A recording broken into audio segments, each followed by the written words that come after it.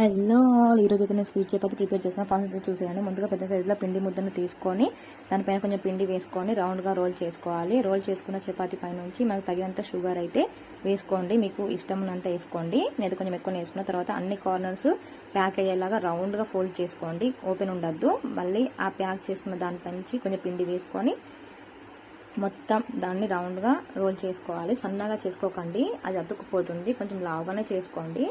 లావుగా మొత్తం అన్ని కార్నర్స్ సేమ్ వచ్చేలాగా రౌండ్గా రోల్ చేస్తూనే ఉండాలి. రౌండ్గా రోల్ చేసుకున్న తర్వాత ఈ చపాతీని ఇంకో ప్యాన్ పెట్టేసి దాన్ని హీట్ అయిన తర్వాత దాంట్లో మొత్తం గీ వేసి స్ప్రెడ్ చేయాలి. ఆ స్ప్రెడ్ అయిన గీ పైన ముందుగా ప్రిపేర్ చేసుకున్న చపాతీని అయితే వేసుకోవాలి.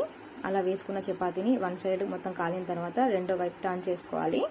అలా ఇటు కూడా మొత్తం కాలిన తర్వాత దానిపై నుంచి మళ్ళీ గీ యాడ్ చేసుకోవాలి. మంచిగా గీ యాడ్ చేసుకొని రెండు వైపులు కాల్చుకోవాలి. అంతే, స్వీట్ చపాతీ అయితే రెడీ. ఇలాంటి వీడియోస్ కోసం అయితే నా ఛానల్ సబ్స్క్రైబ్ చేసుకోండి, లైక్ చేయండి please guys. Thank you for watching.